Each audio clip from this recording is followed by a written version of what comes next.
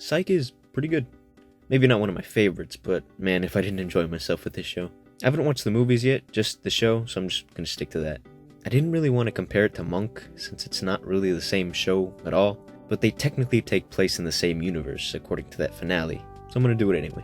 Monk got pretty goofy at times, but usually that chalked up to Monk being Monk rather than the world around him being wacky tobacky, apart from Raditz. Psych is way goofier, kinda like this man.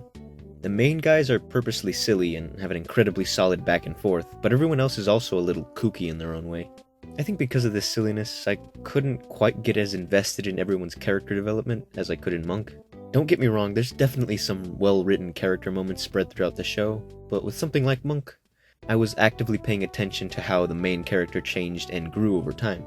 Psych felt more like something I could just lay back and watch without having to pay attention to any of that stuff. Maybe it's the type of story each show tells, Psych's main characters are young and able to deflect darker situations using humor, whereas Monk is an older guy with a pretty grim backstory who takes a more fearful approach to his coping mechanism. I feel more for the guy who has a slim yet possible chance of getting his life back together, versus the guys who seem to have everything in control, even if they really don't.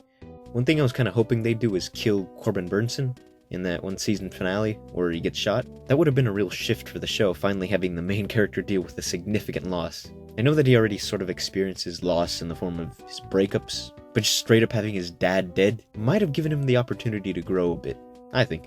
It's probably fair to say that the show would not have retained as much of the silly elements it had towards the end of the show if this happened, which might have been a turnoff for some people, but it kinda sucked to see that this big emotional moment ended up with very little payoff. I think the perfect episode to accentuate just how little this show takes itself seriously is the Bruce Campbell episode, which right off the bat, it's Bruce Campbell. Coach Boomer. This episode revolves around these nightmares that Gus can't stop having, and you would expect that once he figures out what's bugging him, he'd be able to finally face his nightmares by the end of the episode. Maybe they'd throw in one final scare, but that would be for the viewers. But no. Instead, this episode feels a lot less like a character arc for Gus and more like an excuse to throw these characters into goofy horror-themed situations, and also for Bruce Campbell to be there. This isn't a bad thing, it's actually pretty fun, and they've done some of these surrealist episodes before. Plus, they somewhat expand on Gus's character in the very next episode anyway, the final episode of the show. But I went in expecting one thing and got something else, and that causes a bit of dissonance. They got some pretty good guest stars though. They got Bruce Campbell, Ralph Macchio. Did you know they got Jaleel White? Twice? He's the Sonic Man. Speaking of guest stars, I actually stopped watching this show for a while to watch Better Call Saul. The very first episode I watched after coming back to this show actually guest starred Michael Mando. That's pretty funny. It's boss. It's not just guest stars either that they have a lot of fun with, it's just pop culture in general. One of my favorite parts was when Gus went, "I can fix that." It made me go, oh, that's holes, but then he said it again and I was like, oh yeah, that's obvious now. They did the same thing again with a different episode where Sean went, "I know, but he said it really casually, so it could get past people like something 1 in 10 people caught. But then he said it again, and it was exactly the way it sounds in the opening theme, so then I felt kind of dumb. I want to talk about that remake episode though, because that's especially one big pop culture reference I want to kind of decipher. People seem to be really divided on it, from what I can tell. That episode is one big meta joke that I think worked out really well. The episode itself is weak, especially compared to the original from season 1, but that's the point. It's one big pop culture reference to how remakes suck, and that's what makes it funny, to me at least. It's one of those things that you have to appreciate conceptually, even if as a product it's not exactly the best thing to go with. It's artistic, And aside from that, there's a bunch of other major pop culture references in there mixed with the minor stuff, Sean and Gus, say stuff, reference things, but there are entire episodes dedicated to different references.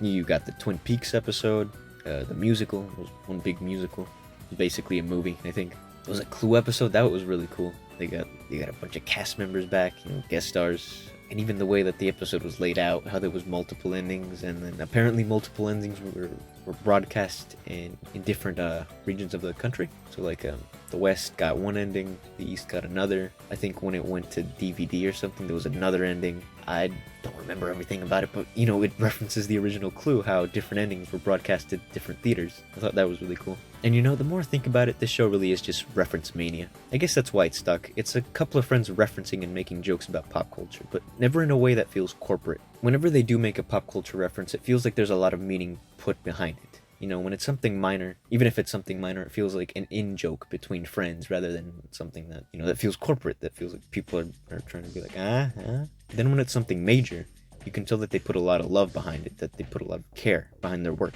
Like that Clue episode, that was really cool. You can tell that the people really appreciated the original source material. Twin Peaks episode, the same thing. Got the cast members back. They even got a cast member that was already on an episode before to come back for that episode and reprise their character, because that referenced Twin Peaks. And I thought that was really cool. A lot of the effort that they put into these references, it's not just referencing for the sake of referencing.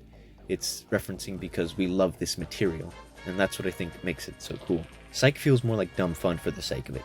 It's a show that I didn't want to watch all the time, but I could watch anytime. You know, it's a very popcorn show, burger show, or taco show, or paella show, or... Oh yeah, and the pineapple thing. One last thing. Pineapple thing. There's a pineapple hidden in each episode. Sometimes multiple. I couldn't do that, man. I could barely get an outfit in Astral Chain. I thought I did a pretty good job of exploring that game, too. All I got was a bird.